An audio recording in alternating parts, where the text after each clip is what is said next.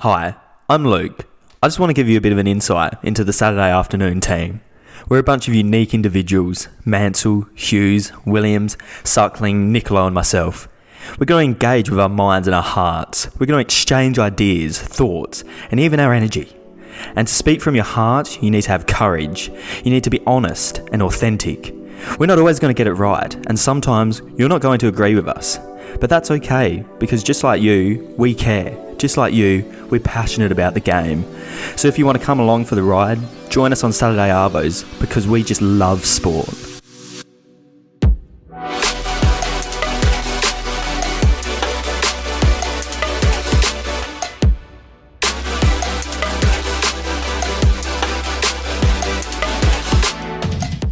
Yes, and welcome to another delicious episode of the Shedcast. I am here with Kane, Big Cock Williams, Irish Spring Ring, Hughesy Hughes, Bryce the Suckling, what a man, Aaron Dickimonius Diccolo Niccolo, Aidan Brian Coverdale looking chaser motherfucker Mansell is here, and of course my name is Luke as well. Ham and cheese cunt. Gentlemen, what another exciting week of sport it has been. And another weekend of sport coming up as well. We've finally got some decent microphones too. We can all finally hear Cameron, each how's other. your microphone going, mate?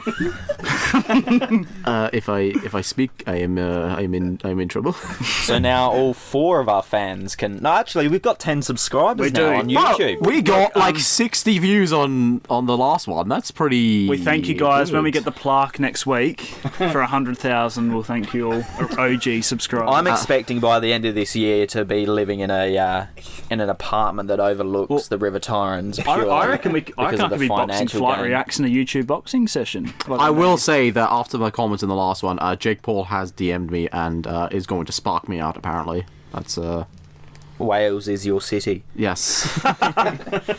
All right, well, let's not mess around. We've currently got a bit of Burnley-Everton brewing on the TV at the moment. Bryce is in his fresh new Everton shirt. For some reason, I see Bryce's pants has gone up at the side of Hummers, which is interesting. Yes, amen, brother. So, what we want to touch on first is a bit of the Premier League once again, and the results last week as well. We talked a little bit about the Brighton and Liverpool game before things kicked off, and we said that it would be an absolute smashing, that one for Liverpool, but it was a bit of a 1-1. So we are a bunch of fraudulent boys. Another game that was certainly interesting was the Chelsea-Tottenham snooze fest. Just the one goal in that Is it one. a snooze Timo fest Werner because your offside. team lost, or It was a draw. I played it. Yeah, I played it going to bed every night. It just helped me not off, so it was nice. Absolutely. But I think the biggest moment of last weekend was certainly Edison Cavani. Mate, that would have had your pants rising, surely, Mr. Niccolo. can we just get a round of applause for the tactical genius that is Ole for bringing on a player when he needs to score goals? That is it. It's good. How did you feel about the game, Aaron? What did you watch it? I was asleep, unfortunately. I'm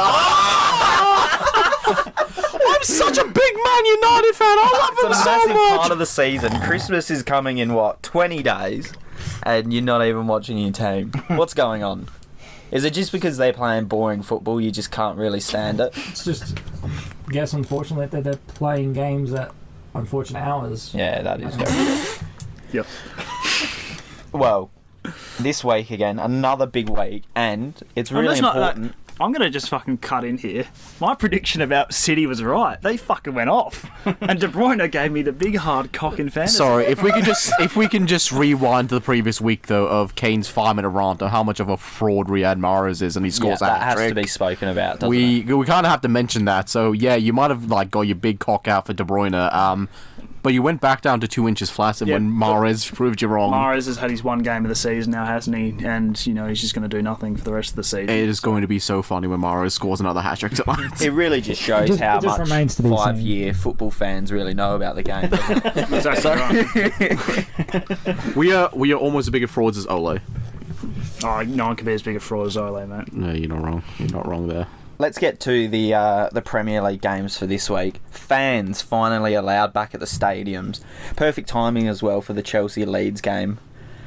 Two teams Chelsea that podcast. absolutely hate each other here on the Shedcast, Chelsea more like Chelsea podcast. Another delicious game as well, Tottenham-Arsenal. We're going What to are go the over the thoughts Chelsea around Leeds there? game, or Hey? we're going to go over the Chelsea Leeds? I mean, if Why you would we want to, bother? what? This would be a boring game. Well, it used to be a No. rivalry before Luke was a fan when Abramovich bought the club. In the and put some money in it. 1950s when I was still No, in the early 2000s. sack. Actually, in the early 2000s as well, mate. In the 90s. So. Yeah, exactly. I mean, to be fair though, who gives a fuck about Leeds? I do, because A lot of Viduka used to people. play for him, mate. I would go out on a limb and say Leeds are a bigger club than Cardiff. Absolutely. That's absolutely I true. think Chesterfield's a bigger club than... How many Welsh Cups do Leeds have? Oh, I reckon the zero? local Adelaide Comets Zero? are probably a bigger club than Cardiff. See, I that's reckon you'll find more Comets fans in Adelaide than Cardiff fans. Yeah, that is a very good point. it's almost as if it's two different countries. It's weird that, because Comets are from Adelaide as well, so Oh. I would assume that Adelaide... It's almost as if it's going back to the famous Pizza Hut debate between two different things. But Don't bring up pizza, mate. It makes me want a Woodville pizza. speaking of Woodville Pizza, We don't talk about pizza here, I say. Deary me. Let's get back onto the topic of the Premier League because there was two things released this week. That was our Player of the Month and Managers of the Month as well. Now let's just quickly go over. Fucking hell, man. I haven't actually heard who Let's- the players of the month. I'll go over are. the Players of the Month with you first because I think it's a pretty fair list. Ben Chilwell from Yep. Chelsea, Bruno Fernandes, Mm-hmm. Jack Grealish, Højbjerg from Tottenham, Ogbanana. I don't know. Ogbonna. And Racist. Ward Prowse as well. So, who's your pick, Mr. Mansell, for our Player of the Month? I'm going to go Bruno. Yeah. He's a carry for Man United at the moment. Well, Bruno with 3 wins, 1 loss, 4 goals in his last 4 games, and 1 assist as well. I think he'd be my choice too. Does that sound good with you, Dicko?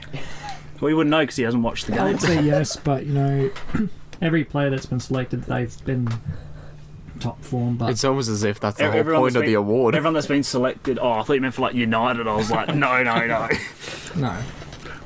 You know who's been robbed of that award though? Lewandowski. McTominay.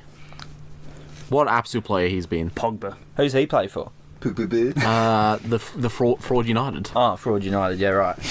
Managers of the Month as well. Now, this is I enjoy how he interesting. didn't ask the other half of people who their pick for player of the month was. Yeah, Well, what would we'll Bryce go know? fuck ourselves. Yeah. No, I think exactly right. I was gonna say Chilwell to be fair, so Yeah, Chilwell's been... I just think he's been What a I'm better saying, impact Chilwell's player been really than good. Yeah. I think, But- no. he's I been a think better impact than any of the other ones. Your smoky is Ward Prowse. If you look at his form, Yeah. he since Ings has been out the team, he's been scoring goals and assists from central midfield. Once again, but I think Bruno Fernandes has genuinely... Chilwell's been great, He's genuinely but- carried. But to be I think fair, it's Bruno. easy to look like a massive superstar when you're surrounded by shit. Yeah, well, the problem and the thing with Chelsea is that kind of gives them issues. Is Chilwell's a good player, but that team looks like it's going to be a star-studded team. So all of them are playing well. I just So- feel though that he has shored up the Chelsea defense so much more since he's come in and been a regular player in there. I think Thiago Silva's influence has made Zuma's 100 times better than what he was. Yeah, I think previously. all 4 so, of them have just been solidified. And I think Silva has something to do with that massively. And Mendy as well, a solid Yeah. keeper behind you that can actually come out and catch balls a and make keeper big that's saves. not 4 nothing. Yeah, exactly right. But that does come back to the age old debate of it's the same in NBA with MVPs. Do you give it to the best player on the best team, or do you give it to the best player who's putting up ridiculous stats? And really, that's where you're comparing Fernandes with I think Chilwell. I think in that. and player Ward one. Prowse, and that's the problem. Southampton are a smaller club, so people don't recognise that. But I think he scored 2 or 3 free kick goals this month from distance. Southampton, But that's the thing. Right. Bruno's also part of a team that seems to be capitulating as well. And he's The still hard thing is, just right? carrying... Yeah, but the hard thing is, United win, they go even on points to Chelsea. So you've had the exact same start to the season as United. The only problem is... Let's get to fantasy terms. However, as I said last week, I think United are at their absolute peak at the moment. I can't, Well, it's just one more point with that though is United, I would say overall, have a better. Thank you for that ASMR there. I'm sure that the 3 viewers that we have now are gonna love that. Thanks, Tim Tam. Thanks. they're turned Thanks on. for the non-sponsor, Arnott's. Yeah, I would say the United, though, have overall the better quality team than Chelsea at the moment because they're more Prem experienced. It just shows what you can do with an actually competent manager at Did the you helm. just say United have a better team than Chelsea? I would say overall they do, though. Mate, get off. With the Speaking- players that he's they're meant, speaking of with the players they're experience, meant to though, have in and the experience in the Prem, and they've He's already been with together. Chelsea, they're still trying to come together with people like Ziyech, They've come together, Havertz, mate. and They look Bruno like and everything. They look fucking deadly, mate. We You went, see him against we went Sevilla? to Sevilla and, You see him and clapped Sevilla them midweek? 4-0. To be fair, that was Giroud, though. Let's not get that twisted. One thing. Giroud. Giroud's about the Giroud's four the best people that hold-up assisted striker him? in the world. It's the best hold-up striker in the world. I'll be honest with you, Luke. I haven't watched any of the Champions League games this week, so I course you can't haven't, 'cause talk you're a a fraud. shit. Yeah. All right, let's get back me on topic. Ole. Let's keep moving on. Great discussion though from the boys. Fantasy this week. What other games were there? Were you going over like 2 games? Yeah, Well, the other one put us to sleep. there's nothing. What about the North Tottenham, London? Arsenal. North London Tottenham derby? Arsenal is a really exciting However, game. there's not much hype around it because Tottenham are going to win at 3-0 because Arsenal are boys. No, I can see a cheeky 1-0 Arsenal from a penalty. I can't with their defence. It'll be one of those games. Question I Tottenham haven't too asked. good. Do you reckon Aubameyang deserves to start? Yes. He has to start. He has You to can't start. start anyone over him. There's no one else. That's the Arsenal problem. have. No. Because If there's one player you drop, it's Lacazette and you bring on Saka. That's the only. That's the only change I can see. But you cannot put Aubameyang on. What the bench. What do you think is the problem with Arsenal so far? Like, what are they? lacking? their players They're just aren't shit. good enough. Yeah, it's just their players, Is it isn't their it? whole team, or is it just their? It's just one of these things where they got some quality in this squad, but they just look disjointed. Like it's not. It's I like would they're just not. They don't click. I would say the So you issue get is having David Luiz and Mustafi Yeah. as centre backs. Sideshow. I would say as well with Aubameyang, he's just gotten complacent now. He hasn't got that drive or anything anymore where he was banging in the goals and everything. He's now got that contract and everything that's yeah. paying him a lot of money, and he knows he's not going to get dropped because the other option for an out-and-out striker realistically is Lacazette, and Lacazette does fuck all because he's Bambi on ice. Could you see Aubameyang? He's not there for the long term. Aubameyang's goal has always been to use Arsenal as that club to move to another one, to like Real Madrid or something. But he's past that point now where he's not going to get in. He's not going to get a transfer. What to he should have Madrid. done was he should have just bit the bullet and not signed a contract with Arsenal. He should have just put himself out there in the transfer Yeah. market because one of those Spanish clubs would have bought him. Madrid would have taken him, but And I the think form now is- that he's taken that contract and everything, I don't know the But you know, specifics of you know, it. Real Madrid is one of those clubs that's petty as well. Like if they get denied, Yeah. they'll start being petty and not actually sign that player. So I think if you also, because I rate Arteta, I reckon I if do you as well. gave him that City, United, Chelsea checkbook, I reckon he'd make Arsenal into a good club. That is the thing, though, is that if Arsenal, for whatever reason, sack Arteta, they're not going to be able to bring in another decent manager because no manager in their right mind is going to look at that after seeing that they've not given Arteta any chance with like any funds or anything. I'm They're sorry, not going to want to take that job because it's just. this is the problem with modern football, though. Managers get sacked way too quickly, in my opinion. It happened with. Oh no! It happened with Emery at Arsenal. It's Emery, I happened- think, had his time. It's though. happened a couple of times at Chelsea. I'm not saying that Sarri was going to go and make them a Champions League winning team, but it's like 1 season, 1.5 seasons. Whereas if you see like Lampard and these kind of guys who get Did like we sack Sarri, or did he move on to then go to Juventus? I can't think he remember. I would say it was a mutual Thanks. termination. We're I don't. Yeah, was that's the convenient, I that's the think. problem. I think your fans wanted him sacked before. And- yeah. I think he left because it was like you either leave on your terms or we show you. I mean, I've never been in snooze fest mode as much as when that think- second half of that Surrey season. Sorry was just like a panic. I'm just more saying Because that I feel like contact left managers so get late. sacked way too quickly. It's like Pep Guardiola with City. They were dog shit in the first season he was there. They were trash. Yeah. And then give him a couple of seasons and bang. Like after the first season where they finished second or third, It's like Lampard, man. he Guardiola knew the areas that needed to be addressed and fixed, and And then he spent obviously 100 mil on defenders. he spent 100 mil, and then that season they won. You look at Klopp, for example. You know, it took him 4 Yeah. years before That's winning good. anything. That's a good one, And actually. considering that the team he had at the start, I think only 2 players are still starting players or substitutes now, and every other player there is gone. You know, you look at who was the goalkeeper that he signed, and then he was an absolute flop. Who, Yeah. sorry? who was the goalkeeper. Karius. Karius, he was a flop. Karius was already there, though, Of wasn't he? course, the owner backed Karius him was up to already- replace him with Allison. And he developed a team which he wanted, that he knew was capable of winning.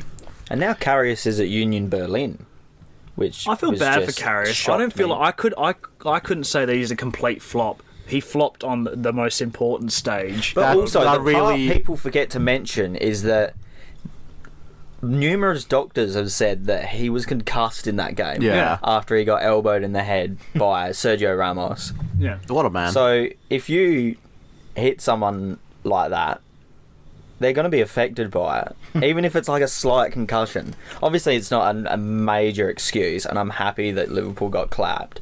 But still, It was pretty funny. The reaction from Liverpool fans, though, you never walk alone until you fuck up against us. Then we will give you death threats and threaten to absolutely just murder your family. I don't get this. I don't get that about what. Why do people do that? Why do people? I don't understand how people have the time to get on Facebook and abuse. Because abuse players, they've like- literally got nothing else to do because they just take it too seriously. We all vent at players and stuff when we're watching the game, but we don't go home and get on our phones and. Well, that's the thing. Send death threats Most to normal people, people, like- once the 90 Not that minutes you know. is over, you still know the players are actual people. yeah. Whereas, like, most of the people that do that kind of stuff are, like, younger kids and everything that just do it because they just take football way too serious. And no one knows he fucked up more than himself. Yeah. Yeah, exactly right. You don't Like, need he has to live with you that don't for his need entire life. thousands of Liverpool fans Yeah. letting you know that you did that. To be fair, though, he did let Bale score one of the greatest goals in Champions League history. Yeah, that one that he dropped was a really good goal. But like Yeah. Cameron said, they're human beings. They make mistakes. We make mistakes. We learn from it, and you learn to fix those mistakes. Absolutely. But on the There's flip not side, one player who has played the game of any sport in history has never made a mistake. Besides me at Ranella Tennis Club, when I was younger, never missed a shot. That's why I was a Division 1 fucking junior, mate. I suppose it just comes down to the fact that there's a lot of money being put into whether it's contracts of managers or players, but I think it's just the fact people want results straight away, like just because. It's that what's the word? instant gratification. Instant gratification. Yeah. Yeah, people just want. I mean, just because success. you have a manager sacked and you replace with someone else, and then all of a sudden they have this jump in form, doesn't mean it's going to stay. Well, it's not FIFA. You can't just No. you can't just have a manager roll in the door and just go, I'm going to spend $1 billion on fucking Messi, and then bang, Million, gabillion. 1 million gazillion. All right, let's get control of this But- podcast. This Stop week, messaging girls on Tinder, mate. Wasn't Tinder? this Who's week's your mum? fantasy is a bit exciting. I want to go do a bit of a captain call. So, who are we captaining this week, Mr. Mansell? The Shark himself. Who are you gone playing for, as well? I've gone for Son, because I think he's going Ooh. to tear up against Arsenal. Son- Yeah, Sonny that's a good Sims. call. Yeah, who are if you? Kane isn't Oh, playing- Burnley have scored! Oh my goodness! Oh my goodness! Thank God I don't have Digne in the side anymore, even though he's injured. What a So bunch a of bit of frauds. Son. Oh, was that Son this Brady? week. Hell So I yeah! reckon Tom if Brady Kane scored. doesn't play, Son will play striker. And that means goals. What do we think about that? Is that an actual injury, or is that some That's Jose mind games? That's a mind game. Oh, he's playing. Do you think? He said that he... Or I've He said he was read ready. that he was in doubt to start. So he might be on the bench. But, no, I've It's a busy seen schedule. articles this afternoon saying that he was apparently ready to go. So unless he's really injured, I can't see him not starting in a derby. But that begs another question. Tottenham haven't been able to keep Harry Kane fit, really, for 4 years. So I wouldn't say he's I don't know. if that It hasn't happens been like- it again hasn't- this season, do you still see them being able It to... hasn't been career crippling because he's been scoring still 25, 30 goals a season. Yeah, I think understand that, but it if would he's be- suddenly out for a couple of months in the It would middle of be the season... That's why I think Bale's a good signing because there's still that extra quality up top. I know that Bale hasn't exactly gone. He hasn't hit the started ground scoring, running, but I think he's got to get the confidence back because he's not getting played that much. Yeah, he hasn't had a lot of match time realistically because before he went to Tottenham, the 2 games he had played since March were 2 games for Wales, and he played 60 minutes out of 120. Yeah. So it's not as if he's the most match fit and everything because Zidane's a bald fraud like Ole. All right, let's get back to fantasy. Who's your captain this week, Dicolo? I've selected Kevin De Bruyne. I had to make 3 substitutes. Oh my! Three. Three Negative transfers. 12 already. He's got Mariah Negative Applin. 8. Negative 8. So is that how much faith you put in your team? That you think thought negative long and 8, hard you'll and get it done? selected players which were capable of giving me back points. Yeah. Because of course I had Martinez as my goalkeeper. He wasn't going to play because of the COVID scare with Newcastle. I had Grealish, and I guess the third choice was either Fernandes or De Bruyne, but I thought De Bruyne would be probably better just because of the fact that they're playing Fulham, and Fulham have been not part of the season. They've been very Woeful. yeah, like you said, Bryce, and the fact that De Bruyne did Thank not you for play, Forrest Bryce. and the fact that De Bruyne didn't play in the Champions League game against Porto makes me believe that he will definitely start against Fulham, and that Gorgeous Georgians. he has a very good eye. What to a make show quite horrible history quick was. passes and Stupid deaths. be that sort of midfield attacking Terrible winger. Yeah. Tudors. Kane, captain for the week. You know what, mate? I've gone the guy off Epic Move, off the Da Vinci Code, Kevin De Bruyne. Yeah, he'll get a couple of assists tonight. Well, at least a couple of assists. I mean, they're going to fucking clap Fulham. For those of you who don't know, Epic Movie was a satirical movie released in 2008. I So it's a can't- very it's very- obscure reference no, from Kane to go It's there. very racist because Kevin Hart did whiteface at the start of that movie. All right, Yeah, it was Cameron, funny. who's Oh, your no, fantasy captain? Oh, well, I didn't get very long. Well, don't go with your obscure movie I'm references playing next a time. shit player called Luke as well. I'm playing the big Mansell, Braden, Covendale looking motherfucker. The shark. I've made the big call. I've taken Kane out of the side, and I've replaced him with Vardy, who's gone as my captain. Yeah, I've done exactly the same. Because this week. it's Sheffield United, and I just feel if there's one week the Vardy's going to finally turn up, it's probably against the side that's been the worst fucking team in the league. And he has great away stats this season as well. See, didn't even know that. I'm just an absolute fraud. I just went Vardy. Yeah, sure, get in me. And I think Sheffield's the first Premier League team in history to, in the first 10 games, not Ring the bell! It's stat time! It's the stat first team to time! not get a win at least in the first 10 games.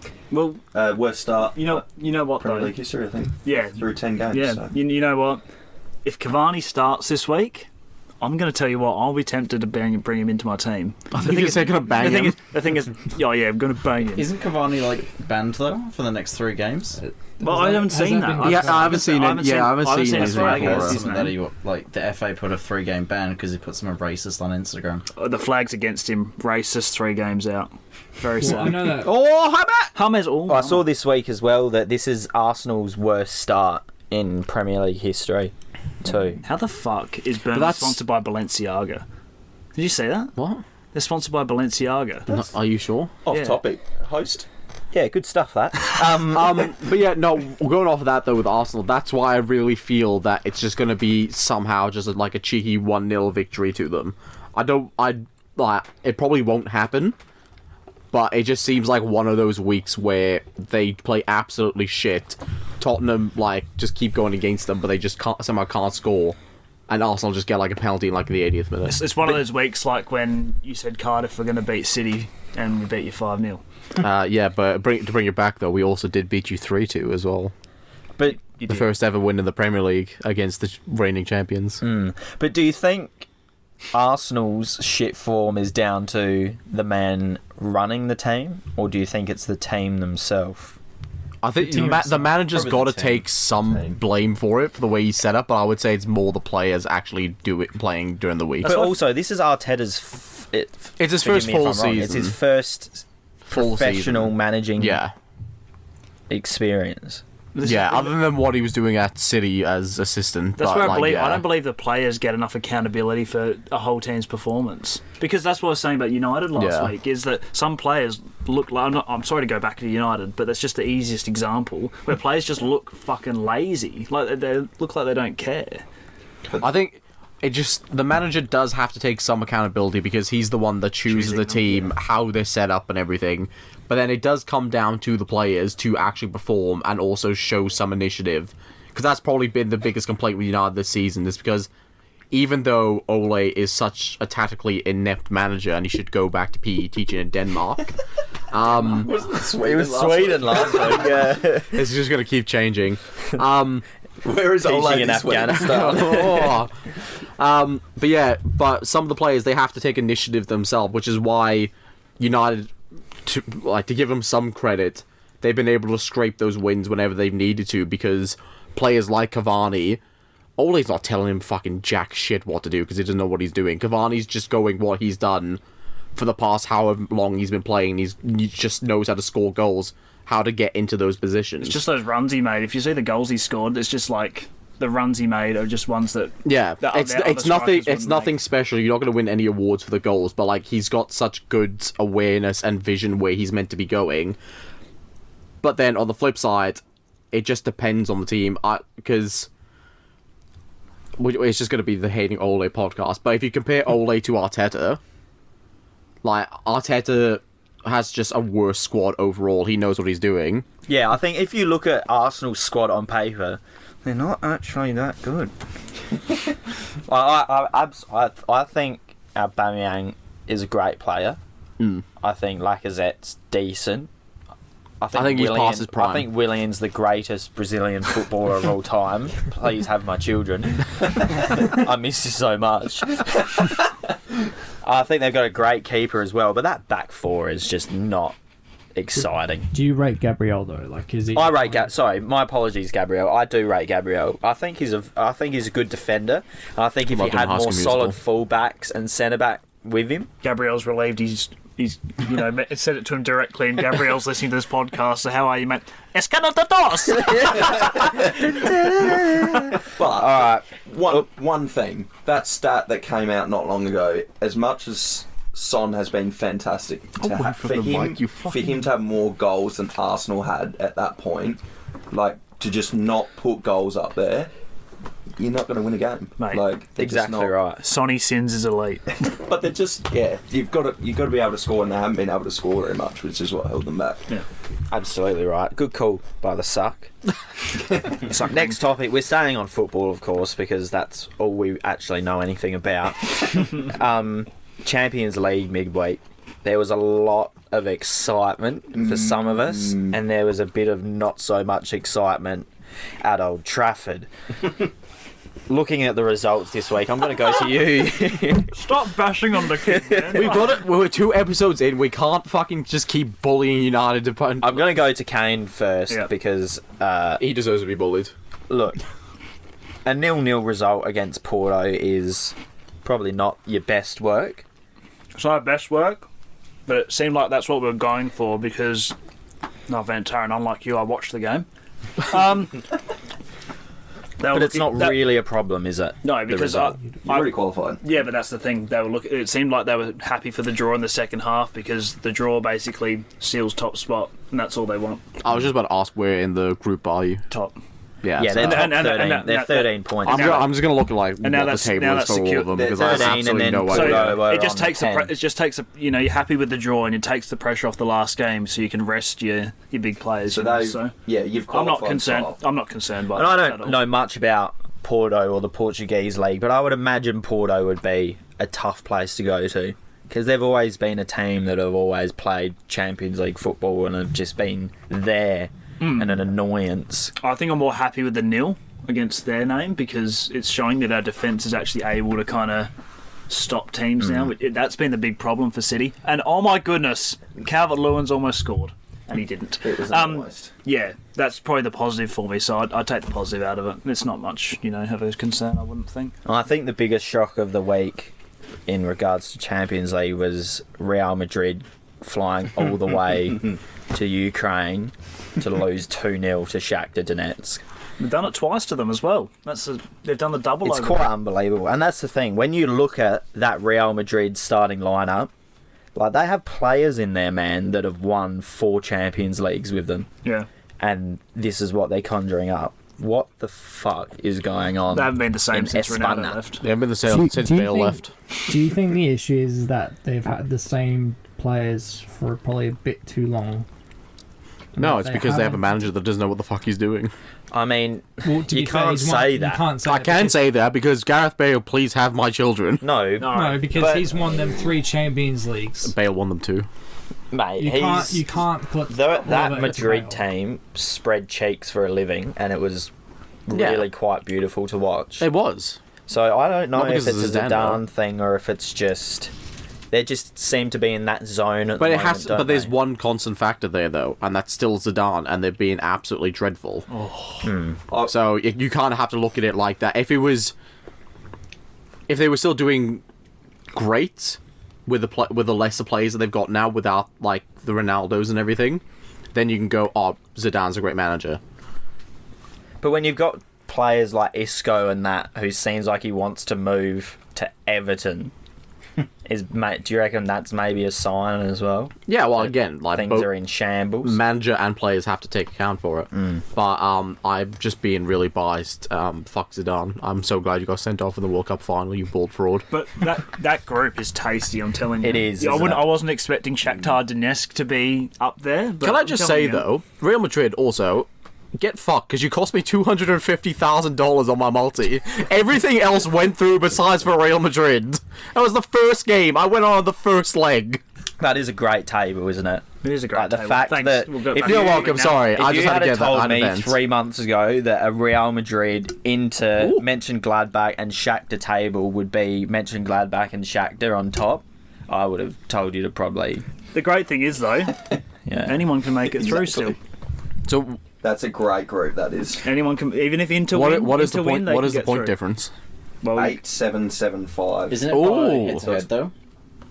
If Yeah, it it comes would be down to head-to-head. equal points, But it's yeah. still essentially all up for grabs. Like, Inter Yeah. can still get through. I think the most disappointing thing is that Mönchengladbach go to Madrid in the last week, which is going to be a really tough game. and they'll be looking to bounce back as well, Real Madrid. So And it'll be great to see Mönchengladbach in the last 16, but, I mean, you never know. They have a very underrated squad.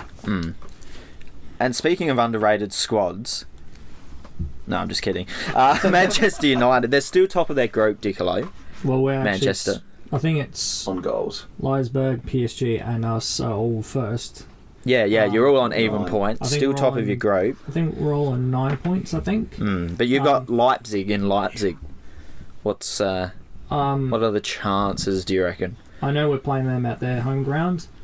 Yes, in Leipzig. The best outcome is that we either draw with them or we win. If we draw, I think we would still make it because of goal difference. Yep. head to head. I'm isn't it, in the confident Champions League? we can get past them. Mate, you better get past running back Leipzig. So I mean- I am disappointed with the result against PSG, but at the same time, You're not surprised? I wouldn't say I I'm blame Martial. surprised, Should've but I blame Ole. You We- can't we have a made player go on a chances. yellow card. Stop ma- cutting him off. Let him speak. we made chances. We just couldn't finish it. But of course, I look back to the first game we had against PSG at their home ground. Like, I'm sure there was countless people saying, "Oh, PSG will destroy them," and then we beat them at the home ground, and they beat us. So, I suppose without fans, it doesn't help. But The fans Do you- don't do you score think- goals. yeah, but do you think But they certainly swing. it They do. brings more passion to players when you have fans? No offense to United. Whenever I watch a United game the last couple of years, there's absolutely no atmosphere at Old Trafford. It's a tourist attraction. If I was a United fan, and that's exactly like no offense to all our top teams that we support, City, Chelsea, Tottenham even. There's just there's not a crazily big atmosphere. But if you look at games at Selhurst Park and all these kind of places where the fans are just there because they're fans, the atmosphere is usually way better. It's just, as you said, it's a tourist attraction now. But what would you rather? A good atmosphere or a trophy? No, I'm just saying, because he's saying, fans influence games. And it's No, yeah, I hard agree. if your team's just... When I went to the bridge, it was just dead there. It was just is there anyone in this stadium Yeah. watching one of the best fucking teams in Europe? And the answer was no. But You have a few that try to get a chant going, but there's that many people that are tourists that don't know the chants, so Yeah. they just clap or do something. And it was the same when I went to the Tottenham game as well. It was just a lot of tourists. I actually think the atmosphere would be better at the new Tottenham Stadium, because you went and saw them at Wembley, didn't you? Yeah, it was at Wembley, so Yeah. it was, when you've got 50,000 people in a 100,000 seater, I want to go to the new stadium. I reckon it would it's be just- great. Yeah. That would be good. Yeah. And also, you beat Leipzig. a couple of weeks ago, 5-0. Gee, Leipzig just got over the line against Istanbul, so I think you'll be right. I think You've got to get out United will get through. I suppose they as will. long as we don't would suffer hope any so. injuries, I think I'm confident. United we'll and pull PSG will But get through. it doesn't come down to injuries though. It's again your fraud of a manager. Just yes. Can I ask you one question, Cameron? Because you seem to always pick on Ole Gunnar Solskjaer. Let's go. Irish spring green There is green. one thing I want to ask because you said it before. You Yeah. said that Oh. not just managers have to take responsibility, but Yeah. players as well. Are you saying that the season which Ole Gunnar Solskjaer took charge of Cardiff after your previous manager was sacked? Yes. He took charge, Yes, and you see the same form continue. but it wasn't the same form though. No, in terms of, no improvements, but it just got worse for them. Are you, because you seem to criticise him more, but you don't ever mention the squad. You've never ever Bang. mentioned the players. Boom. Are you telling me that the players are not at all at fault, or do you think they should take responsibility as well? As I've already said in this, players and managers have to take. Yes, but you've always criticised Ole Gunnar Solskjaer. Yes. You've never once But- mentioned the squad. That's what I'm I asking. did actually though in the last week, because when I said we were about 15th to 16th in the table and we were doing pretty well, and then Ole took over, and then suddenly we dropped to 20th in the table. You're 16th in the table, mate. That's as a team that's just come off of the first season in the Premier League for the squad that we had, because we'd never had the best squad in the world, but we managed to get it done with the tactics and everything of a competent manager. Then Ole took us over. We went into the Championship again, and he almost got us relegated from there. It's Emiliano Sala's fault. I look. If we had Salah, we probably would have still be in the Prem, and also if Chelsea didn't score those 2 offside goals against us. That was the best warning of my life, and you know it. But yeah, I can see what you're saying, Aaron. But also, again, Ole is not a good, competent manager. I'm not saying if you that. look, if you look at the Champions League in midweek as well, Fred got a yellow card just before half time. Yeah. Any competent manager should be going, he's going to get sent off, I'm going to sum him off. He then gets red carded. He doesn't then make a switch straight away to fill that position with another player. He waits 4 minutes to bring Pogba on. What any other manager, Lampard, Klopp, anybody, even Russell fucking Slade or Neil Warnock would have gone, I need to bring a player on and replace that one. How can Neil Warnock bring a player on when he works at Gringotts Bank? That's, I think, I'd never thought of that. looking at your question, I think another good question is, Oh, mama. Cameron, if Ole Gunnar Solskjaer, however the fuck you say his last name, It's pronounced fraud. Ollie Salt and Pepper. If you swapped him with any other world class manager, let's say Conte, Guardiola, Jurgen Klopp. Hey, If you Pochettino I'll still finish my available? question. And if you swapped him with any of those managers and gave him that United club, would they be any better than what they are, or would they still be a shambles team? Yes, because Jose took that squad and finished second. No, And they now have a better play. They now have realistically You've better got to give Ole players. Gunnar Solskjaer credit. with He brought Fernandes. in Fernandes. I don't think he did though. That's the board Mate, and everything. Well, the board just goes, Ole, you're going to have this player. I would, yeah, because You're just going to have it. What? That's Ed Wood. That's Ed Woodward's. No. Yeah, that's his role. That's his role at the club. have you Weren't ever Man wa- United looking at signing him before Solskjaer took over anyway? Yeah. I Well, swear Fernandes. Yes. Yeah, because Yeah, so you can't say that because that's- Solskjaer Yeah, but brought him in. Solskjaer still would have to go, I want him. He can't. He wouldn't just But go, that's Ed Woodward's you don't just throw role players in on there. you I just can't like say throw Ed players- Woodward. You just don't throw players at a manager and go, yeah, well, this is what you got. No, So fucking. it's not like the boys. No, can but tell again, Guardiola, though- we're going to sign you Laporte, and Guardiola's not going to have a say. Like they would Manager discuss. has- Well, obviously say. the manager's going to have a say in it, but as Aaron and Aiden have just said, they were trying to bring Fernandes in before Solskjaer got there. I think the club probably suggested it, and then they just said. So they said "Is this a yes. player you would use?" And then Mourinho Solskjaer- finished second behind that fantastic City squad with a lesser United team and won the Europa League.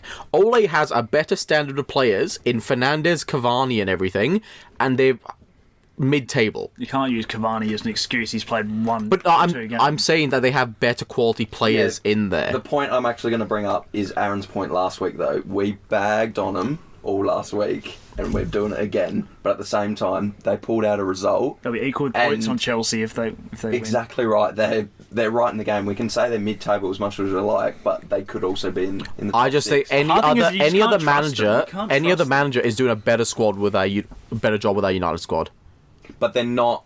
What was the question? Top two, or they're not a top team? Well, at the start of the Premier League season, they were being discussed as at least top three. At least third. Maybe not a title contender. Certainly bridging the gap. Champions League football at the minimum. Yeah. And you just can't see them. No, I don't. You just can't. Who do you knock off out of that? And Chelsea, Tottenham. They might be scraping results against the mid boys, but when you put them up against the big boys, what are they going to be like? Manchester derby coming up soon. And that's the thing. You saw them fucking fall apart against Tottenham. That was an absolute capitulation. What's a squad like Liverpool, full strength Liverpool or full strength City, gonna do to that United team? Even this Everton squad. Oh, they lost. I forgot about that. They've fallen off a bit. All right, that was a great question, Aaron Nicolo. Can I appreciate like that? He's about to start deep throating the mic here again, Nicolo. I'm just gonna go ahead and do a Trumpian claim victory for myself. Let him speak. I'd like to ask Luke and Aiden's view about Chelsea's win over Rennes, especially after Darude's Rennes? Sevilla. Oh, Sevilla. My apologies. That's all right. You guys played them previous game. Can I ask your view about the game? And it was just so exciting to watch. Giroud, what a man. And the fact that I got paid to watch it as well just really softens me up. Did you have confidence he was going to score? Giroud? Yeah. I had confidence. I didn't expect him to play, to be honest. But I certainly had confidence that he would lead 2 goals. But, you never expect someone to score 4 goals. And that's the thing. The last player to do it for Chelsea as well was Frank Lampard. Do you feel Manchester City legend? Do you feel a little sorry that whenever most of the time he gets a chance to play, that he always steps up, but yet Lampard doesn't always seem to give him the opportunity? Do you feel a little sorry that he doesn't continue? I think some weeks he should be starting over Tammy Abraham. I agree with that. Rotate the team a little bit, Yeah, and I think especially tonight, if he doesn't start over Tammy after scoring 4 goals. I actually think Tammy should start, because I think that you're playing Leeds, who are a very attacking side. I reckon you want quick. And that's the thing. Quick, tricky players up top, and I think, as I said before, I think Giroud's the best hold-up striker in the world. I don't care what other people think. He's better than Firmino, and all these other players whose role is to hold it up. Obviously, he's not the best striker in the world, but I think he's I don't think he suits playing Leeds. I think he's the oldest player to score a hat-trick in the Champions League, though. There's the bell for stats. But he's just he's so underrated. He has been for so long. But I think you also have to look at Tammy Abraham, who he's up against, who has also kind of been performing as well. That's the problem with the and he might not be as clinically gifted as Giroud, obviously, because he's 10 years he's lesser. Yeah. But Abraham's really good as well. His hold-up play is good. He's quick with his feet. I rate Abraham too. That's the sad thing, though. That's exactly like when City were really good and they had Jesus and Aguero fit. They play Jesus in the Champions League, but you can't not start Aguero. Yeah. You have to play Aguero. Yeah. At times. And that's why I'm blessed. It's a good problem to have. That's why I'm blessed that Giroud is at our club, because you just know he would be working with Tammy Abraham into making him such a better striker. He's sort of like his mentor, I guess, in some way. And that's the thing, because when you have players who you're competing against for a starting position, like you look at Man City, for example, their midfield options, they have a lot of good players in midfield. And when they know they get the opportunity to start the game, they know that every opportunity they get, they need to prove why they're on that pitch. Yeah. I think that's the thing.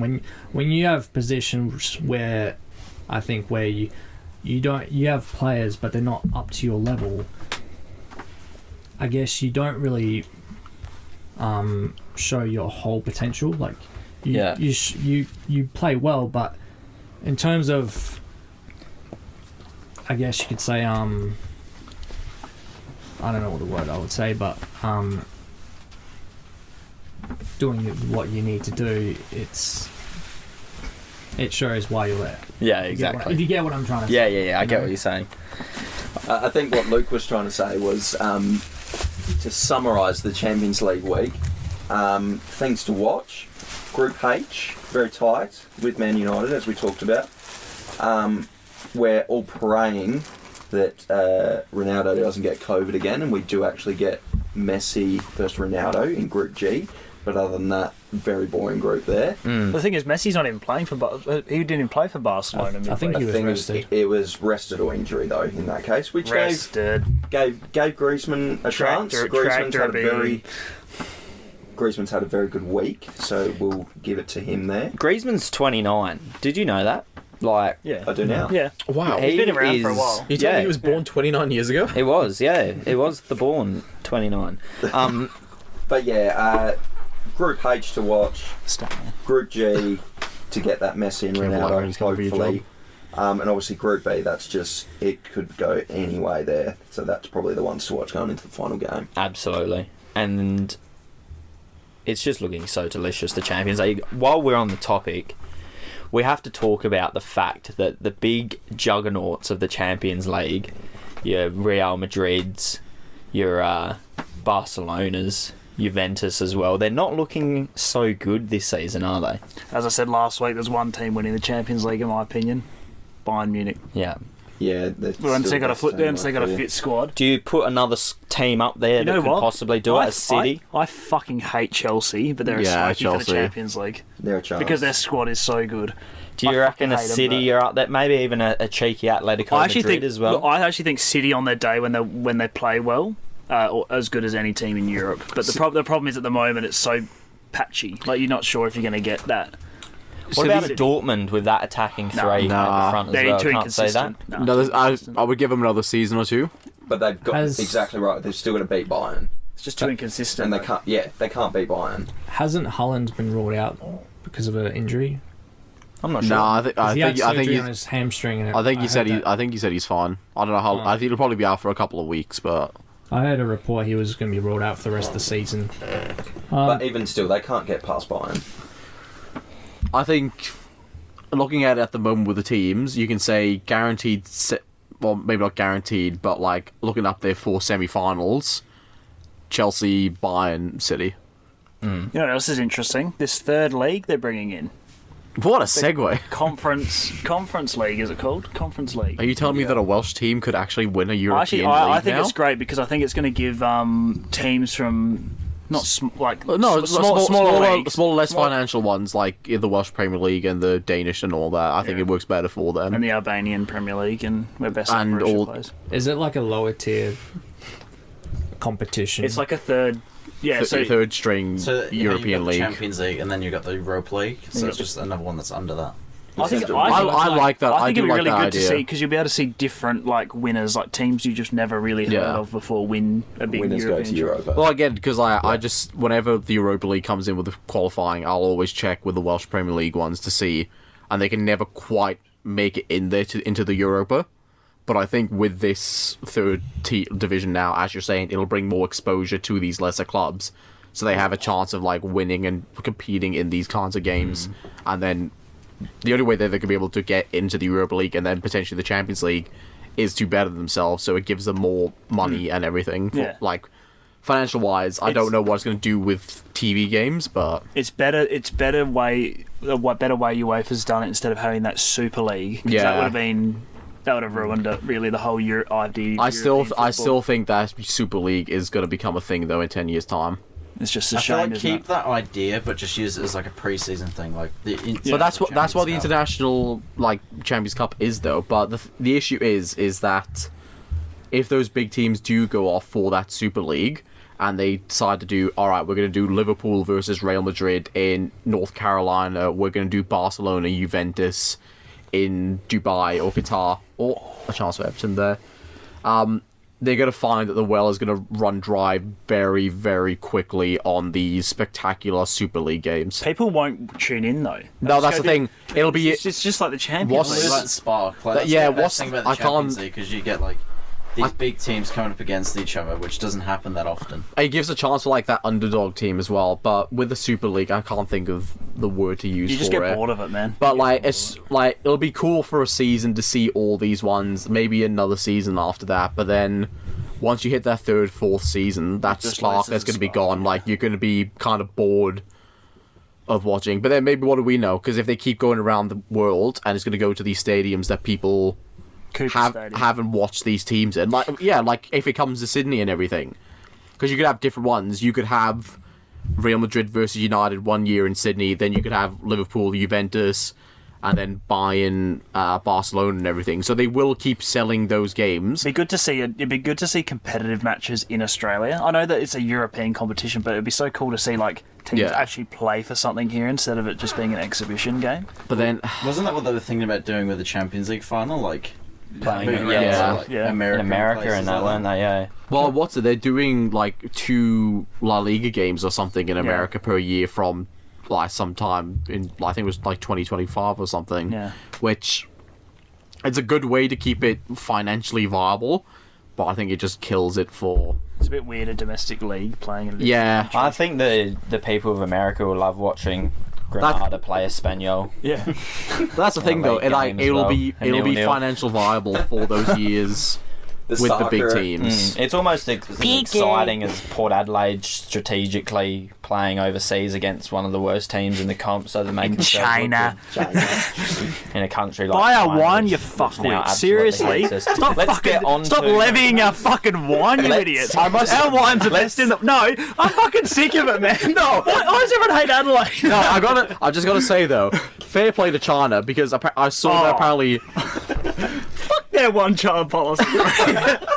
they bought China, an we love Australian. you. Please watch our podcast. Yeah, Yeah, biggest demographic. please, disclaimer. please, Bro, please. there's no YouTube in There is. China. Yeah, they can't. Oh yeah, who the get fucked China? But no, apparently they bought an Australian island, and they banned Australians from it. And now, if that isn't a fucking Chad move in itself, Granite Island. They killed all the penguins on Granite Island. I believe this is a sports podcast. You know what, though? It is. No, Can we- yeah, sorry for new political Oh, messaging. another new competition, though, is in Australia, how they're revamping the FFA Cup. Oh, the Australia Cup. No, so now it's got a something to play for, an Asian Champions League spot for the Yeah. winner, which is, Oh. I mean, That's good. That's a really good incentive, and it should have been like that anyway. Imagine an NPL team. Wait, are you saying this that is like Adelaide United have a direct route into the Asian Champions League now because we'll just keep winning the cup? Mate, that squad looks delicious this season. I wouldn't be surprised if we win the season.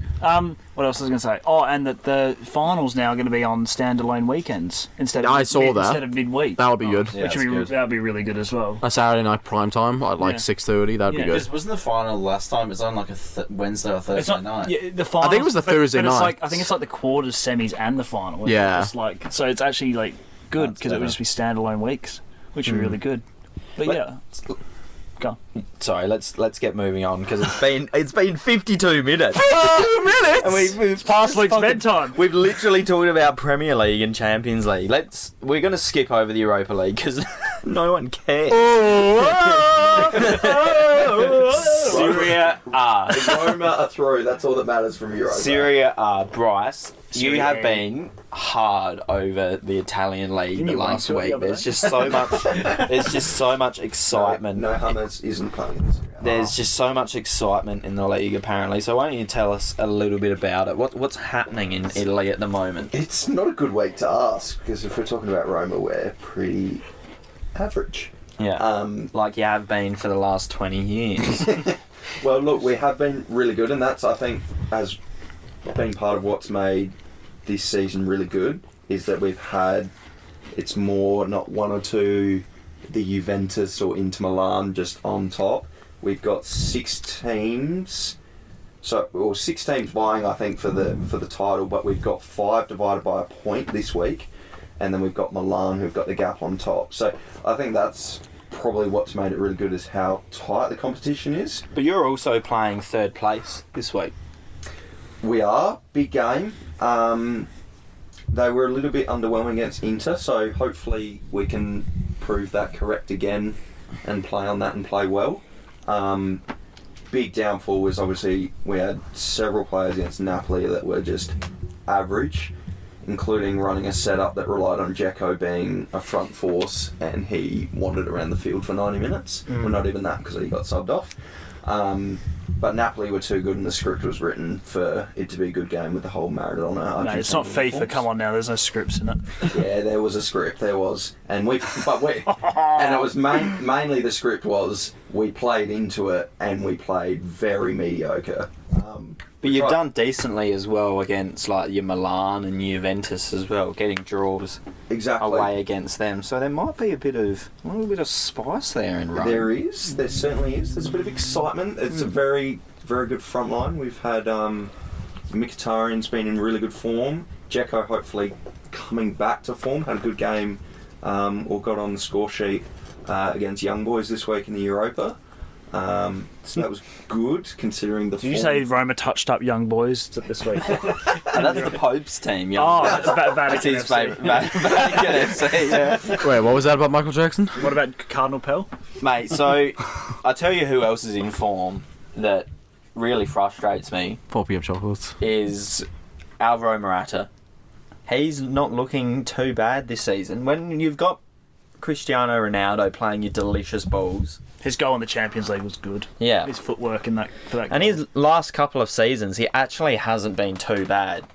And so that just shows that when He's you're kept playing him in in it. when you're playing in farmers leagues, he's good. But when he plays in the Premier the League, Pasta League. yeah, he's just past the San Remo League.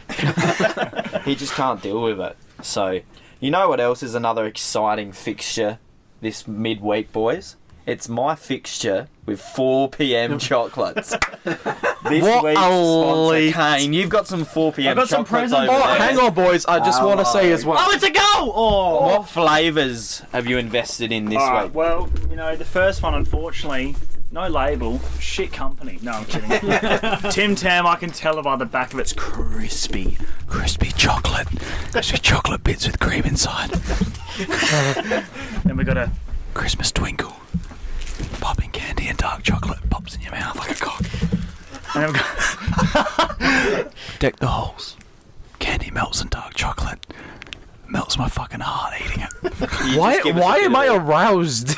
Can you just give us a Let's bit try and more of a open talk some. this week about 4 p.m. chocolates, Aiden? Oh, hang Tell us on. where it's all We've come also been graciously given by a sponsor, not any money for the big bag that we were already asking, but she's decided to give us a nice little chocolate block to try it live on the air. from. Live on the air. Live on the air. Gluten-free exciting. gingerbread, because apparently we're fat cunts. I don't know, I'm looking at Bryce, I think that's true. I will... I'm sure your microphones are loving that cellophane right next to him as well. It'd be really exciting.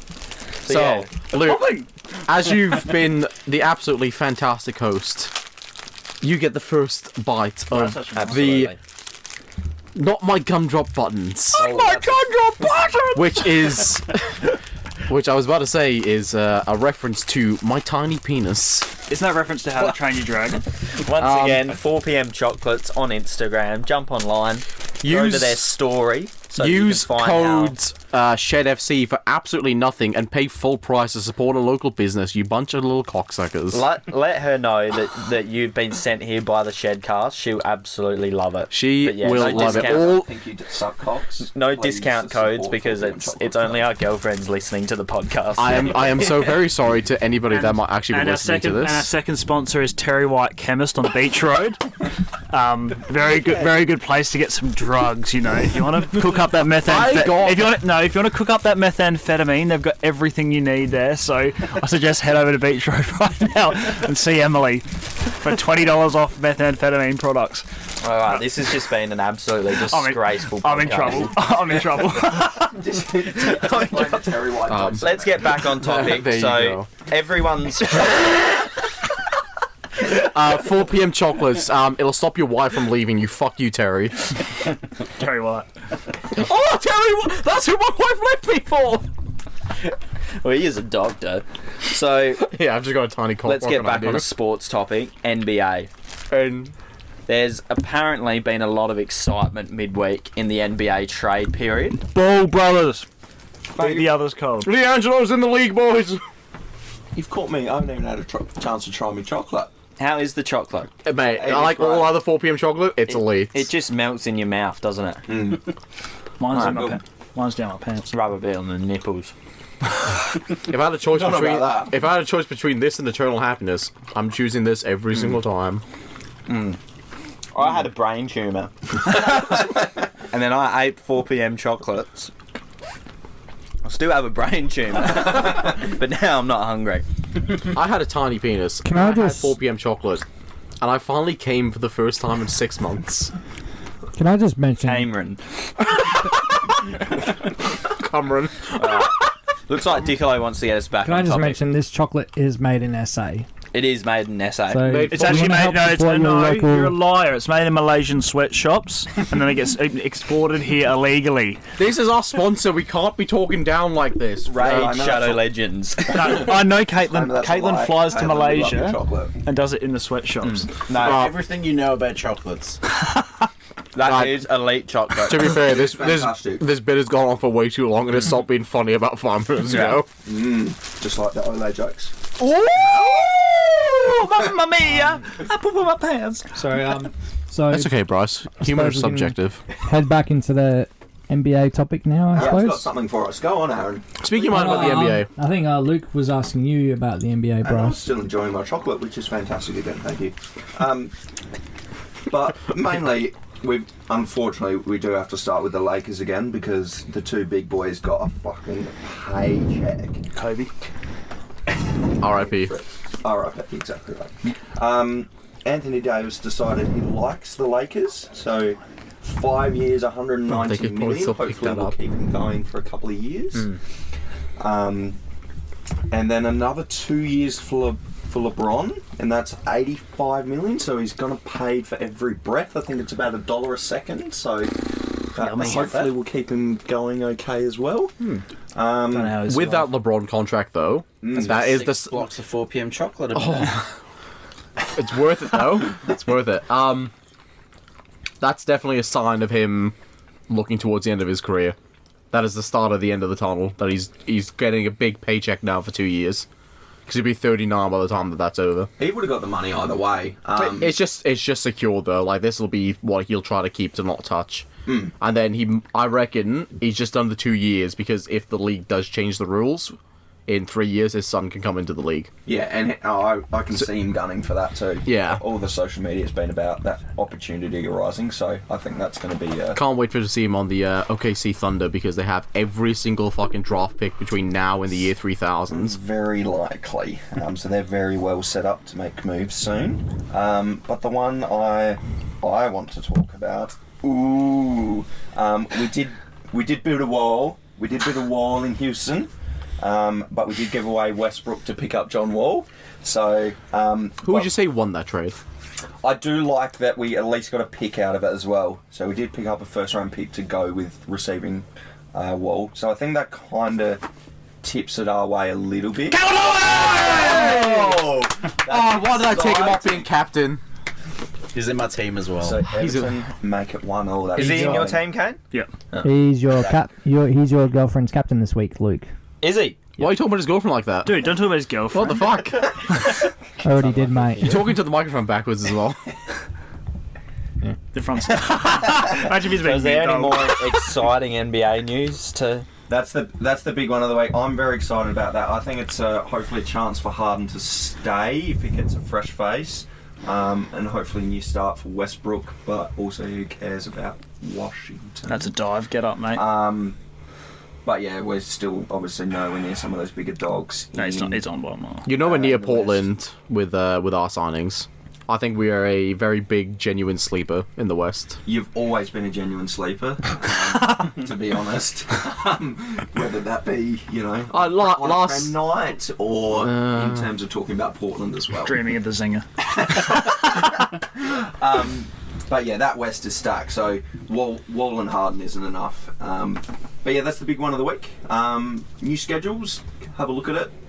just before Christmas start, which is very exciting. So, a couple of weeks from games. Must say as well. Let's talk about the those City jerseys are sick this year. A lot of them. Are the City called City jerseys? Yeah, City Yeah, Edition. City Very editions. exciting. Besides for the Brooklyn ones, which looked like they were drawn by 4-year-olds.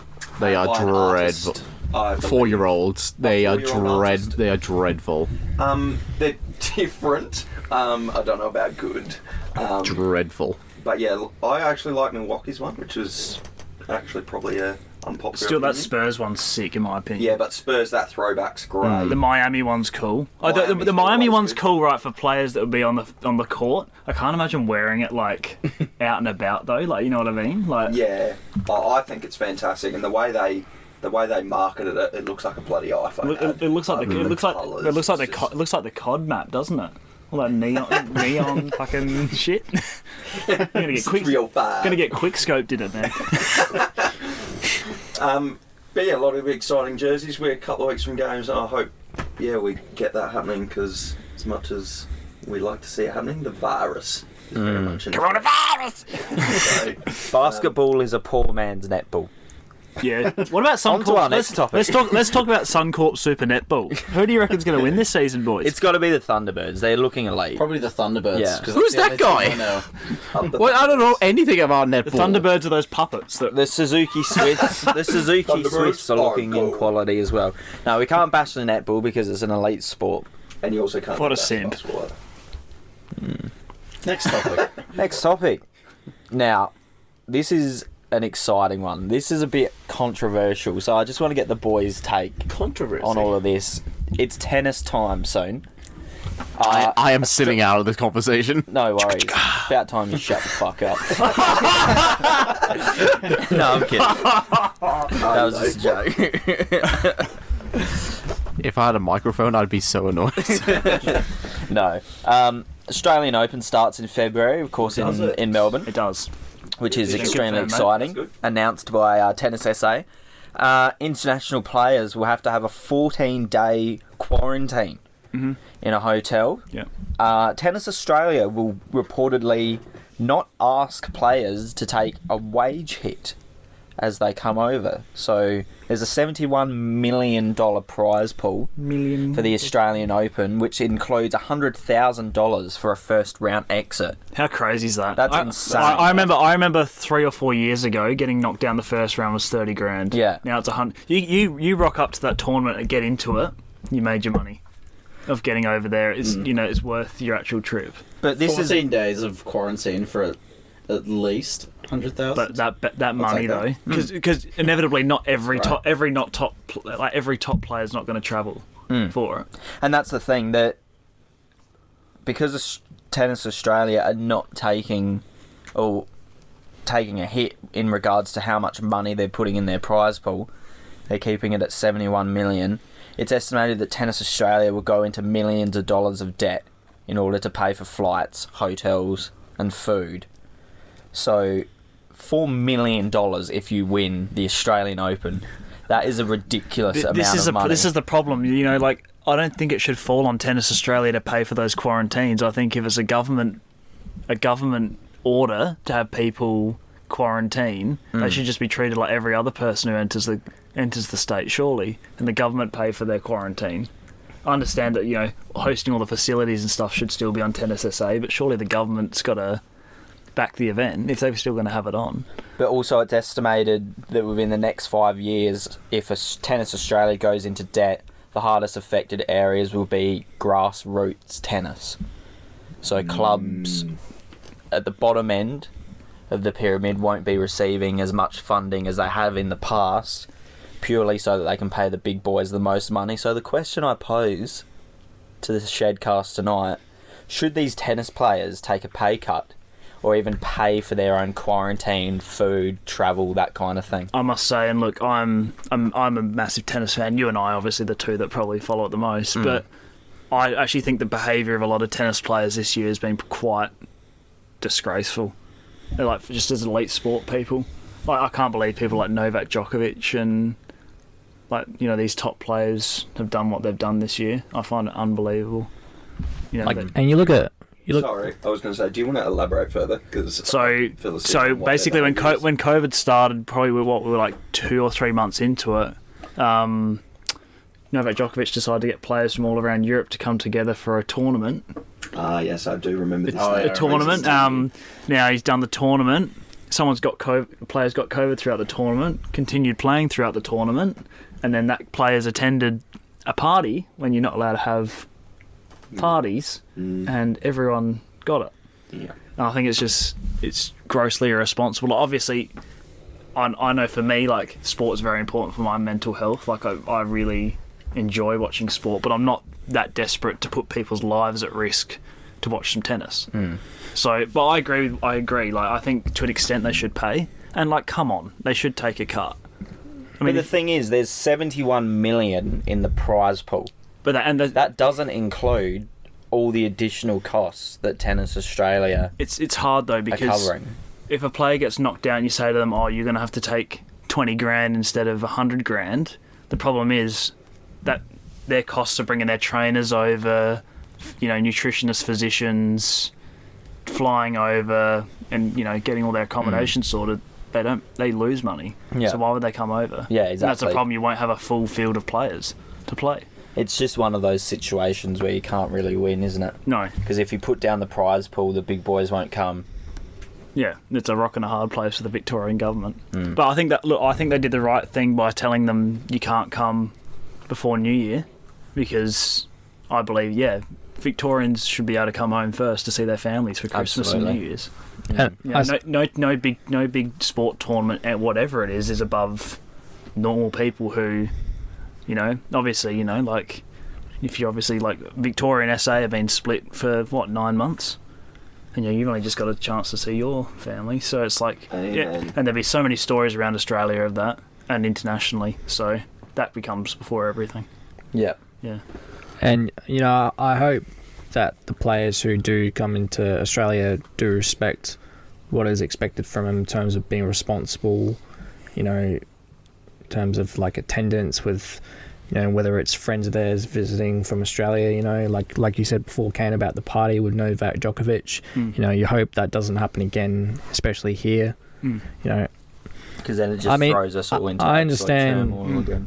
I understand, like, what you said about, paying for nutritionists and whatnot, but maybe at least 10% of a pay cut. Maybe. Oh, no, that wouldn't hurt. I agree with the Like, pay cut. I'm just saying, like, it gets to a point. That's what I'm saying, Yeah. Luke. It's a rock and a hard place. You get to a point where you cut the prize pool so far back that there's no incentive for big players to come. Because if Djokovic goes, if I bring my team of 20 people down to Australia, then I lose in the shock round 1 defeat, I've lost 100 grand. Yeah. Bringing everyone down here. So they won't want to risk that. But it should be about the love of the sport. Yeah, That's but why we you're know here. sport's a business. It's not about the Especially money. Yeah. when we're at a time where things are very tight, people have Tight lost like a their tiger. jobs and people are losing loved ones, Fuck now. You still want to have entertainment, but you still want to. Stop with the ASMR. You want people to at least be respectful and responsible what they do. Spot on. I mean, sure, you put your body on the line to play a sport you love, but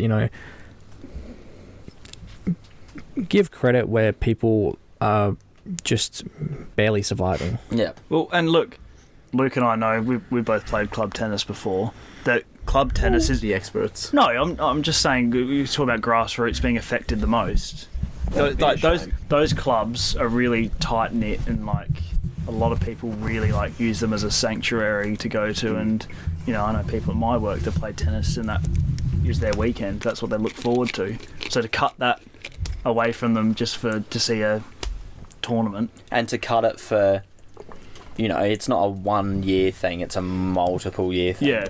And, if you think about it, if the reason you don't get to play a tennis cup final this year is because fucking Serena Williams or Roger Federer, needed to be flown over here on a private jet, then, That's it's a a bit shame. ridiculous. Yeah. But anyway, Especially if it's their own vehicle, that they own it. yeah. Spot on. I just want to give a shout out, if we're talking sport and health, Carl Anthony Towns, I think, is probably the perfect example on that.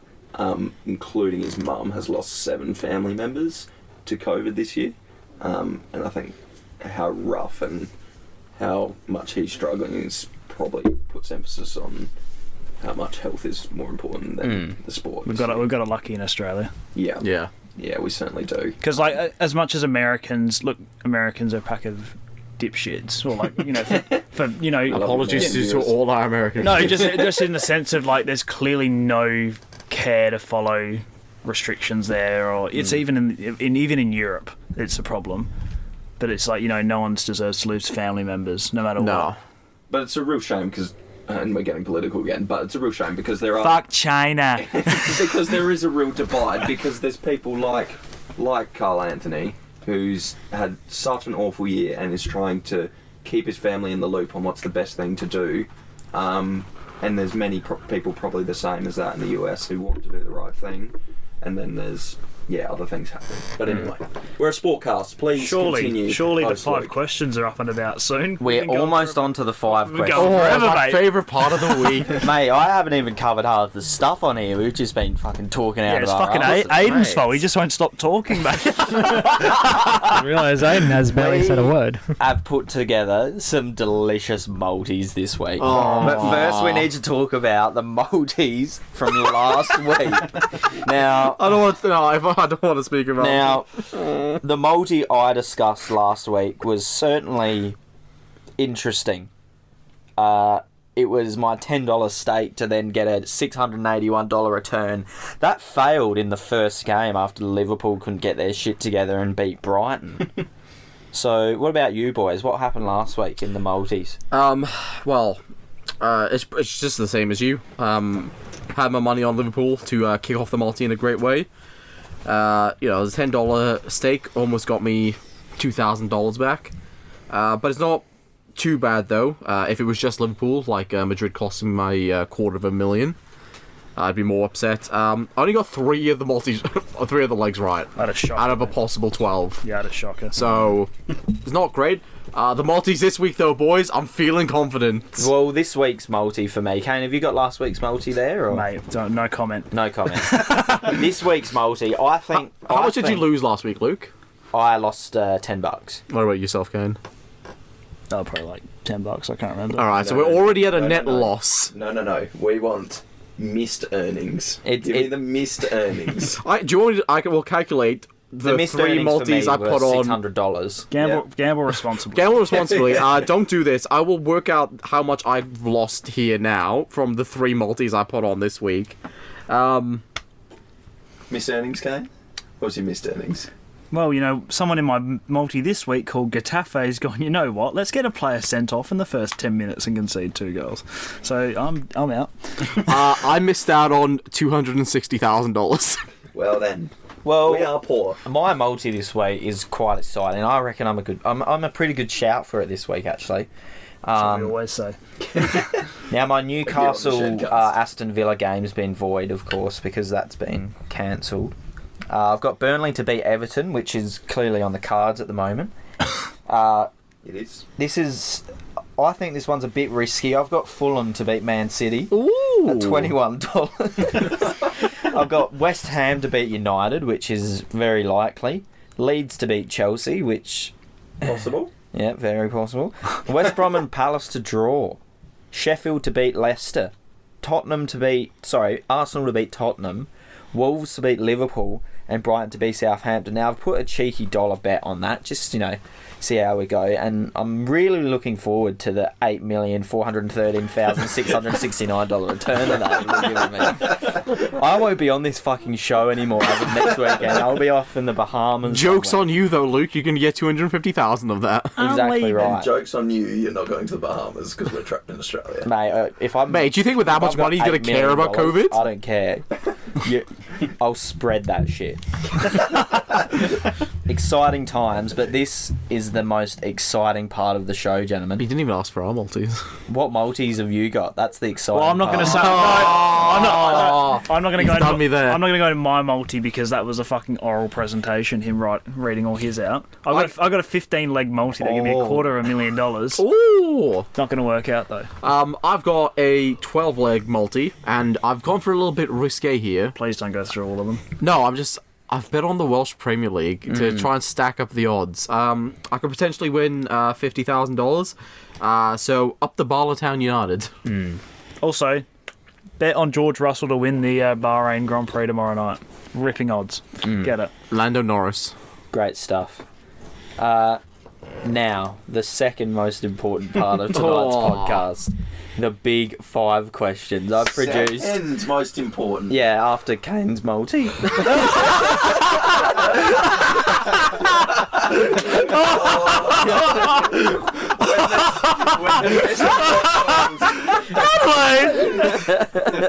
That's so good. Alright, let's get back into it. I've produced 5 questions and Jesus. 5 delicious questions, and I'm going to ask each of you boys for your answers. Question 1.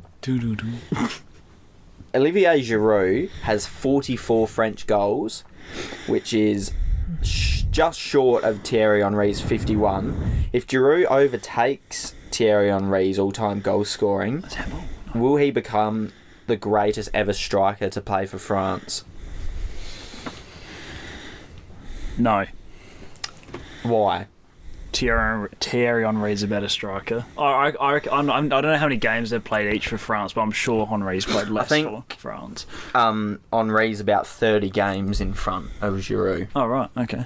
So if Giroud I think there's 2 differences, isn't it?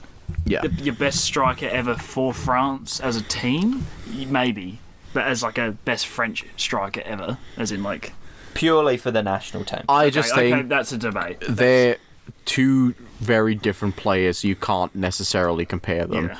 Goal scoring wise and accolade wise, they are very similar because I think they're both World Cup winners, and it'll just come down to the goal scoring record. But I guess you just have to look at who's had the big impact on it, and I would have to say that's Henry. I'd have to say Giroud. I don't know. Didn't score a goal in the World Cup and still won it. What an achievement. You know what? I agree. No, You've swayed me. I actually agree with Giroud because I actually believe Giroud. I mean, I didn't watch a lot of Henry for. Well, he did have a good impact with his hand against Ireland, but but Giroud, yeah, he has an impact for France when they play. Like you can tell, like Giroud's playing. Yeah, I guess I was looking at him more. I guess just more outside of the sport, though. I feel that Henry's going to be. No, Giroud's a bigger legend. He got Bible verses on his arm for his wife, and then he cheated on his wife. Like what? That is legendary. You know shit. what? Actually, you've just convinced me over to the Giroud side. That's such a French thing to do. It is a French that's thing. so good. Man, fuck the French. But What- the question what What an arse on the bloke as well, Do though. fish and chips come with chips? Dicolo? the main question was striker. Yeah, I agree with what Cameron said about move it over you know, there. them being completely different players. You know, the way they play. It's a very tough. Can I ask what's so funny? Continue. Please continue, Aaron. Okay. Nothing funny is happening. Yeah, it's a very tough call to make, but I'd have to say Thierry Henry. To be honest, you know. Terry Henry. I'd have to agree with you as well. I think Henry's just too legendary. But I think that's a different argument, though. I think that's who's got the better legacy. I think Henry will have the better legacy, but if you're talking about This is what we're talking about. Striker for France. impact national for team. France, like they're both World Cup winners. If Giroud has more goals than Henry, in less games.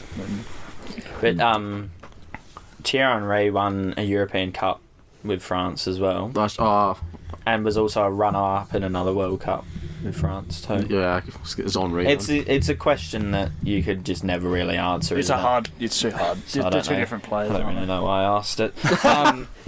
Our next question, just going to switch it up a bit. Federer, Nadal, Djokovic, or Murray, who's been the most exciting of the big four to watch in the last 10 years? 10 years, okay. Last 10 years.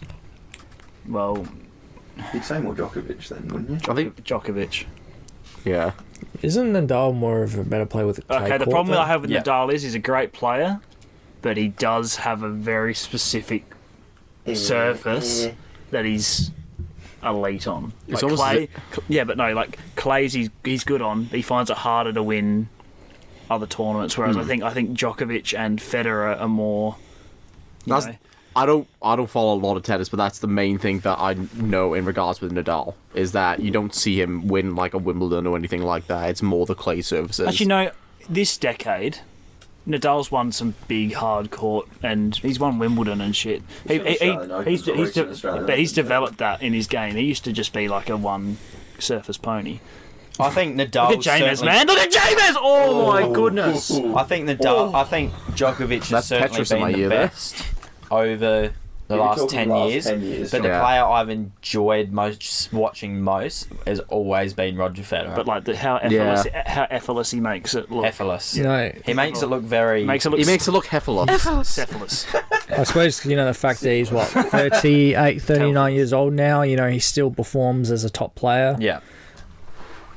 I would say he's probably not at his prime anymore, but, the fact that he still puts in a lot of effort to Nick perform. Kyrgios is the better player. I feel He- privileged to have lived in a lifetime where I can watch Roger Federer on my television Just those live. the big three. Like, Yeah.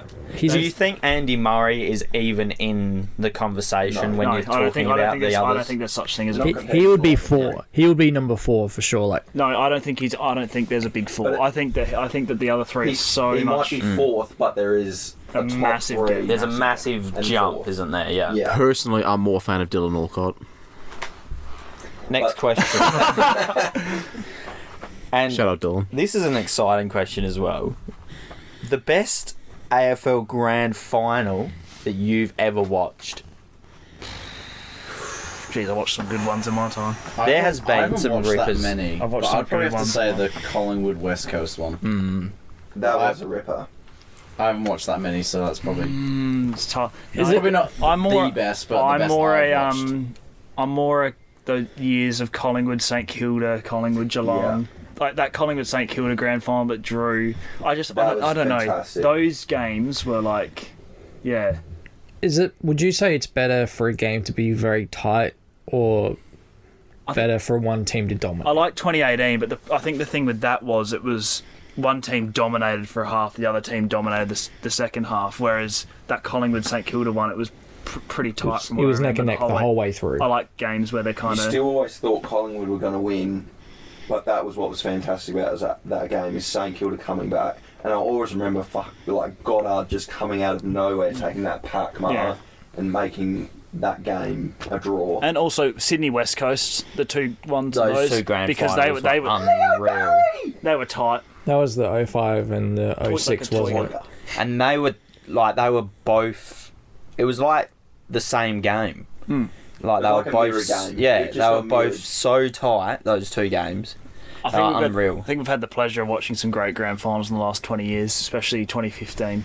That's my favourite. But that's where so many times you wonder if it. Fuck, Paul. But that's where you just got to wonder where there's a script because like those two grand finals, they ran perfectly to the script because those 2 years, both those teams deserved to win a premiership. Yeah. Sydney West Coast, and they got one each, and it was just Mate, and Perfect. did the West Coast players celebrate. yeah, they did. They Oh, were up mate, the powder. the smack train. They're actually still celebrating. Yeah. They've never stopped. Ben Cousins Cousins is celebrating never at the magistrate's court. Yeah. No, it's going really well. But we've got to give a vote, like on if I make a decision. 2007. What a grand No, final. just kidding. No, I like Collingwood St Kilda the draw. I think for me, Collingwood West Coast definitely top 3 with that. But I would say 2010 as well. The draw. 2010. I think West Coast Collingwood was one of the best games, but I didn't get to enjoy it watching it live like I should have enjoyed a Mate, grand final. All the boys in the living room were just going off their lids. And the boys in Venice loved it even more.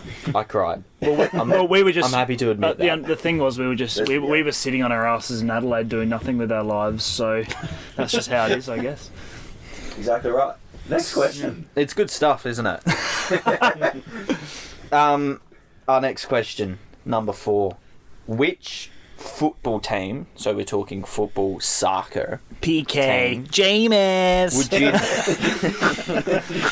Which football team would you love to see never win a piece of silverware ever again in their history? Tottenham. We'll start with Tottenham. Tottenham. Yeah. Because they haven't won anything yet, and it's become a bit of a meme now that Tottenham will never win anything. Mimi. What about yourself, Dicolo?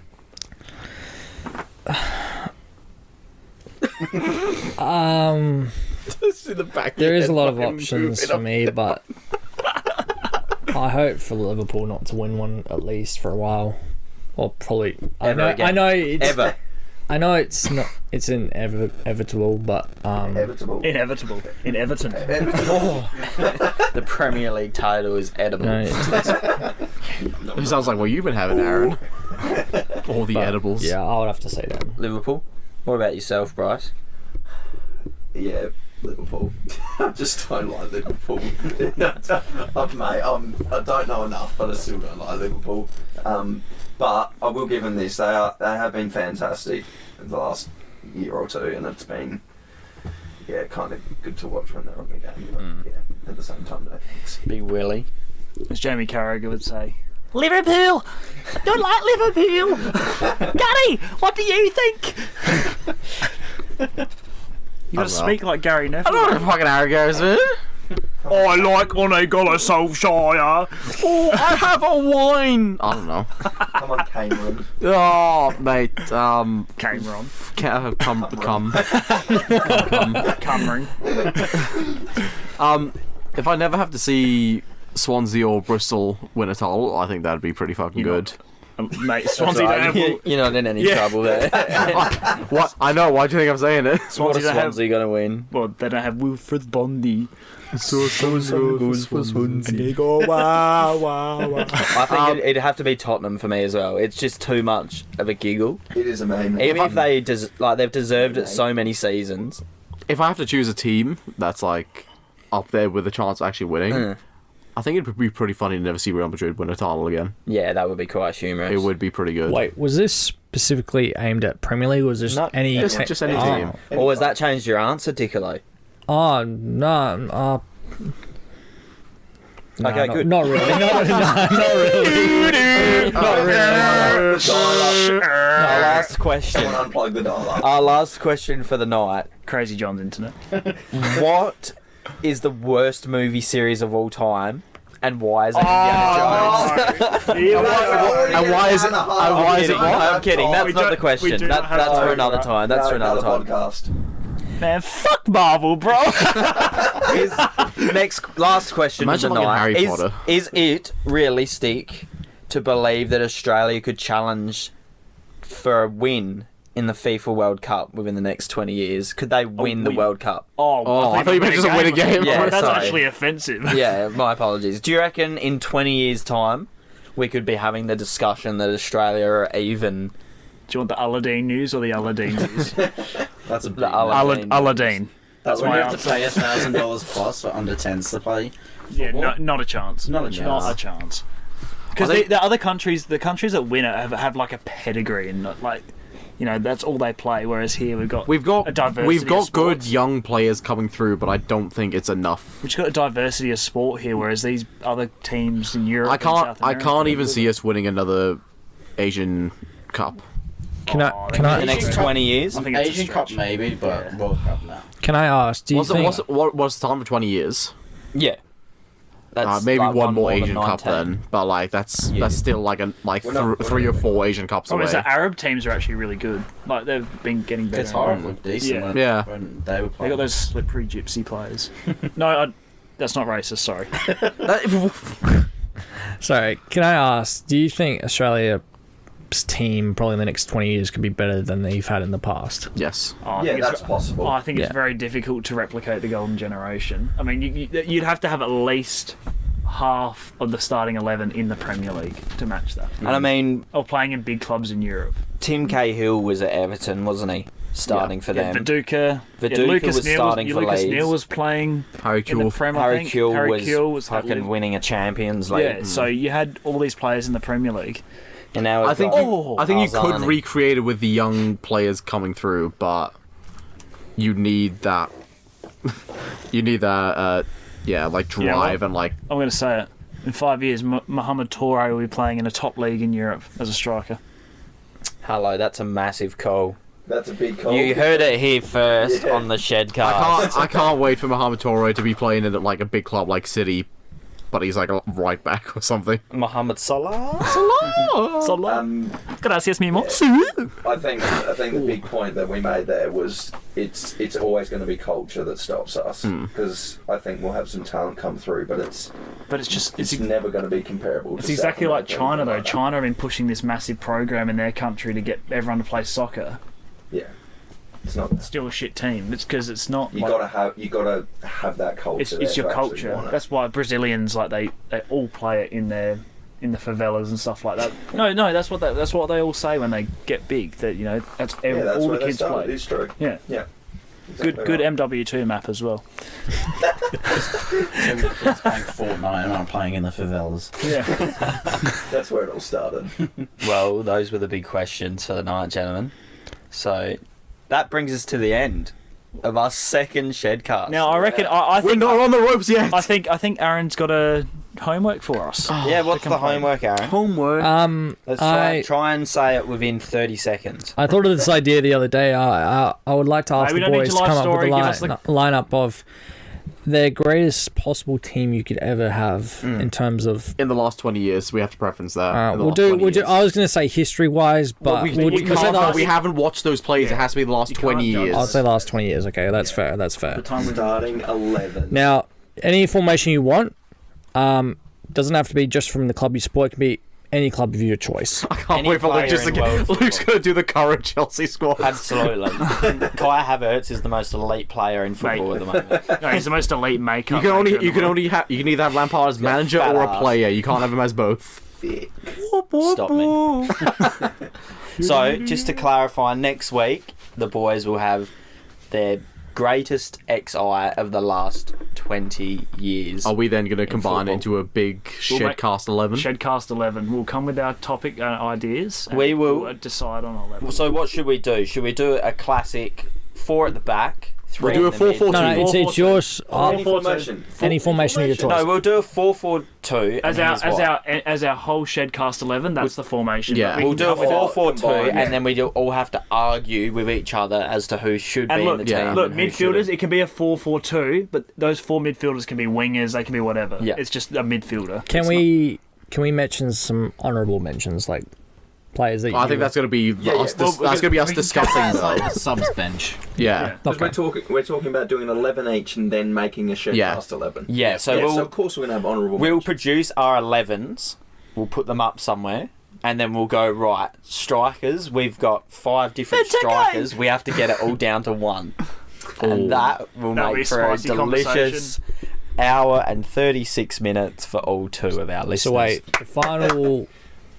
So the final. We will clarify that. Thank you. Thank you, everybody, so Thank much you for listening. to all 2 of our Please fans check out 4 p.m. for Chocolates listening on to Instagram. another episode of the podcast. We really hope you've enjoyed your time with us. And remember, fuck China and their tariffs on wine. Come on, Shedhouse! It's Shedcast.